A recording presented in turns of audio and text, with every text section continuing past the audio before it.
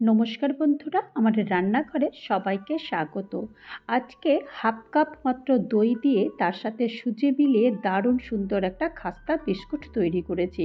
আর এই বিস্কুটটা তৈরি করতে এতটাই সময় কম লাগে যে তোমরা না বানালে কেউ বিশ্বাসই করবে না। আর বানাতে তো সময় লাগে না, আর খেতেও একদম বেশি সময় লাগবে না, বানানোর সাথে সাথে সব শেষ হয়ে যাবে। তো চলো দেরি না করে কিভাবে এই খাস্তা বিস্কুট বানিয়েছি সেটা দেখে নিই। প্রথমেই খাস্তা বিস্কুটের জন্য এখানে হাফ কাপ দই নিয়ে নিয়েছি। দইটা প্রথমে একটু ফেটিয়ে নেব, তবে দইটা অবশ্যই যেন ফ্রেশ দই হয়।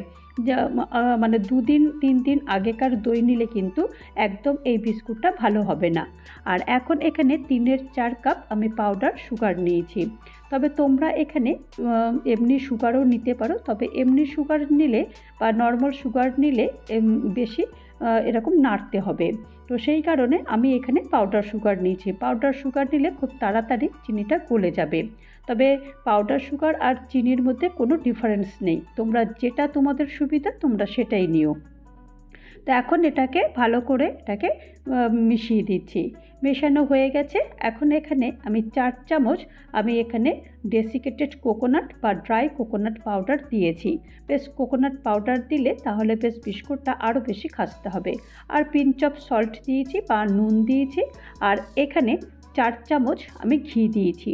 ঘিটা অবশ্যই আমি দেশি ঘি দিয়েছি। দেশি ঘি দিলে আরও বিস্কুটটা আরও সুন্দর হয় খেতে। তো তোমাদের কাছে দেশি ঘি না থাকলে তোমাদের ঘরে যে ঘিটা আছে সেটাই দিয়ে দিও। আর 1/4 চামচ আমি বেকিং সোডা দিয়েছি, অর্থাৎ খাবারের যে সোডাটা আমরা বাড়িতে ইউজ করি সেই খাবারের সোডাটাই দিয়েছি। সব উপকরণগুলো দিয়ে আরেকবার ভালো করে এটাকে মিশিয়ে দিতে হবে। ভালো করে না মেশালে তাহলে মুখের মধ্যে হয়তো কিছু লাম্পস পড়ে থাকবে, তখন কিন্তু বিস্কুটটা আর খেতে ভালো লাগবে না। তো এখন মোটামুটি আমি বেশ এটাকে মিশিয়ে দিয়েছি আর এটাকে 10 মিনিটের জন্য রেখে দেব। আর এই ফাঁকে আমি একটা মিক্সিং জার নিয়ে নিয়েছি। জারের মধ্যে আমি 2 কাপ মতো আমি সুজি নিয়ে নিয়েছি। তবে এক্ষেত্রে সুজিটা তোমরা মোটা পাতলা যেটা খুশি সেটাই নিতে পারো। আর এখানে 2টো এলাচ দিয়ে দিয়েছি, বেশ গন্ধটাও বেশ ভালো হবে। তো আমি এটাকে পাউডার বানিয়ে রেখে দিয়েছি। আর এখন ঢাকনাটা খুলে দিয়েছি, ঢেকে যে রেখেছিলাম সেই ঢাকনা খুলে আরেকবার এটাকে ভালো করে একটু নেড়ে দিচ্ছি।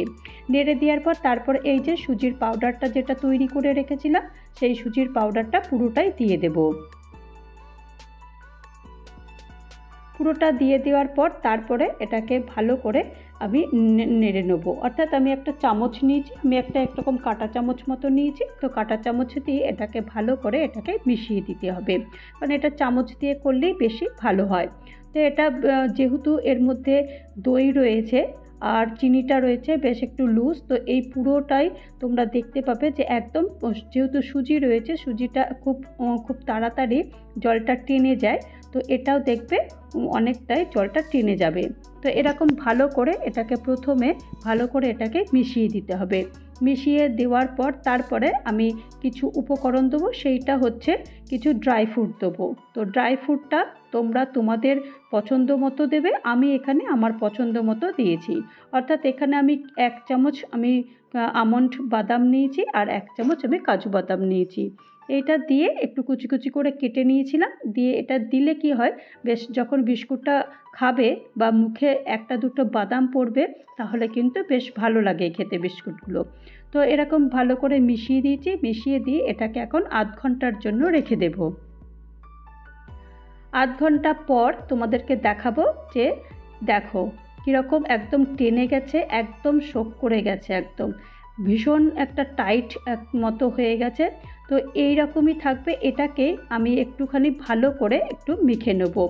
এখন একটু রাফ মতো আছে, দেখো আমার হাতে কিন্তু একটু লেগে যাচ্ছে, তবে এটা কিন্তু একটু ভালো করে এরকম হালকা হালকা হাতে করে এরকম মাখতে মাখতে একদম স্মুথ হয়ে যাবে। তো এটাকে তোমরা চাইলে একটু 2 ভাগ করে নিতে পারো। আমি প্রথমে 2 ভাগ করলে ভালো হতো হয়তো, তো অনেকটাই বড় হয়ে গেছে, মাখতে আমার হাতে একটু অসুবিধা হচ্ছিল। তো সে যাই হোক, আমি এটাকে ভালো করে একটু মেখে নিয়েছি। এখন আমি আটাটাকে 2 ভাগ করে নিয়েছি। 2 ভাগ করে তারপর এটাকে বেলে নেব। একটা বেলনা এরকম চাকতি নিয়েছি, চাকতি নিয়ে এরকম দুভাগ করার মধ্যে এক ভাগটা একটু নিয়েছি, নিয়ে এরকম লম্বা করে এরকম করে নিচ্ছি। খুবই ইজি একদম। বিস্কুট তৈরি করতে গেলে যে শেপ তৈরি হয়, শেপ তৈরি করতে লাগে, সেসব কিচ্ছু না, একদম ইজি, কোনো শেপ আর লাগবেই না। তো এখন এটাকে লম্বা করে বেলে নিয়েছি, বেলে নেওয়ার পর তারপরে এই যে চাকু দিয়ে এরকম লম্বা লম্বা করে কেটে নেবো, ব্যাস আর কিচ্ছু না। এই রকম কেটে নিলেই দারুণ সুন্দর দেখবে বিস্কুটের একটা শেপ এসে যাবে। তো এরকম দুদিকটা তো রেখে দিয়েছি, আর এই মাঝখানেরগুলো একটা করে দেখাচ্ছি যে কীরকম শেপটা হয়েছে। দেখো কত সুন্দর শেপ হয়েছে। ঠিক এইরকম করে আর একটু ভালো দেখতে লাগবে, সেই কারণে একটু বেশ এরকম সাইড সুইড দিয়ে এরকম একটুখানি চেপে চুপে দিচ্ছি আর কি, এই আর কি, ব্যাস আর কিচ্ছু না। বলো তো কত তাড়াতাড়ি আর কত সুন্দরভাবে এই বিস্কুটের এই শেপগুলো তৈরি হয়ে গেল। বিনা ছাঁচেই বিস্কুটের শেপ সুন্দরভাবে তৈরি হয়ে গেল। তো বাকিগুলো সবগুলো আমি এরকমভাবে সব এইভাবেই আমি এরকমভাবে তৈরি করে নিচ্ছি। তো দেখো সবগুলোই আমি তৈরি করে নিয়েছি। এবার চলো বিস্কুটগুলো কিভাবে তৈরি করতে হবে সেটা দেখে নিই। তো প্রথমেই আমি গ্যাস জ্বালিয়ে দিয়ে বেশ খানিকটা তেল কড়াইতে গরম করতে দিয়ে দিয়েছি।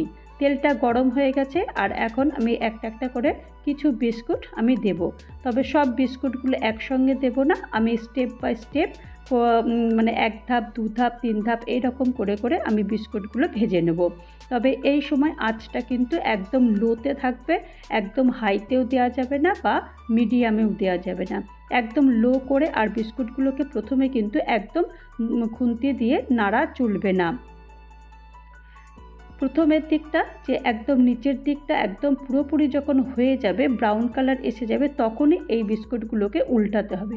তা না হলে কিন্তু বিস্কুটগুলো ভেঙে যেতে পারে, কারণ এটাতে যেহেতু সুজি দেওয়া আছে, সেহেতু সুজি কিন্তু গরম তেলে অনেকটা নরম হয়ে যায়। তো সেই কারণে একদম কিন্তু নাড়া চলবে না। যখন নিচের পিঠটা পুরোটা হয়ে যাবে তখন ও পিঠটা নাড়তে হবে। তো দেখো পুরোটাই মোটামুটি হয়ে গেছে, আর দেখো কি সুন্দর লাগছে, আর কালারটাও কিন্তু অপূর্ব এসেছে। ঠিক এই রকমই কালার হলে তখনই তোমরা নামিয়ে নেবে। তো এই প্রথম ধাপটা তো আমার মোটামুটি হয়ে গেছে। সেকেন্ড ধাপটাও আমি কিছুটা দিয়ে দিয়েছিলাম। সেকেন্ড ধাপেও এরকমভাবে বিস্কুটগুলো ঠিক আগের মতো করে আমি এরকম ভেজে নিয়েছি, একদম কিন্তু বেশি ভাজিনি। ঠিক যখন ব্রাউন কালার এসেছে তখনই আমি এগুলো সব ভেজে তুলে নিয়েছি। আর বাকি থার্ড ধাপেও আমি মোট বিস্কুটগুলো আমার মোটামুটি 3টে ধাপ লেগেছে এই বিস্কুটগুলো শেষ মানে ভাজতে আর কি। তো দেখো ঠিক এইভাবেই আমি প্রত্যেকবার কিন্তু নিচেটা পুরোপুরি যখন ভাজা হয়ে গেছে তখনই কিন্তু আমি এই বিস্কুটগুলো উল্টিয়েছি। তো এইভাবেই আমার মতন তোমরা স্টেপ বাই স্টেপ যদি ফলো করো তাহলে দেখবে আমার মতো একদম বিস্কুটগুলো তোমরা তৈরি করতে পারবে।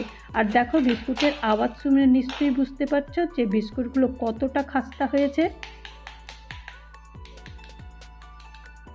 দেখো কতটা খাস্তা হয়েছে আমি তো বিস্কুটগুলো তৈরি করে এরকম একটা বয়মের মধ্যে এরকম পুরে রেখে দিয়েছি। আর এরকমভাবে তোমরা এই বিস্কুট মানে 15-20 দিন তো অনায়াসেই এই বিস্কুট তোমরা রেখে দিতে পারো, আর অনেক দিন পর্যন্ত এই বিস্কুটগুলো স্টোর করে রেখে দেওয়া যেতে পারে। তো তোমরা দেখলে কতটা তাড়াতাড়ি কতটা সুন্দরভাবে এই খাস্তা বিস্কুটগুলো তৈরি হয়ে গেল।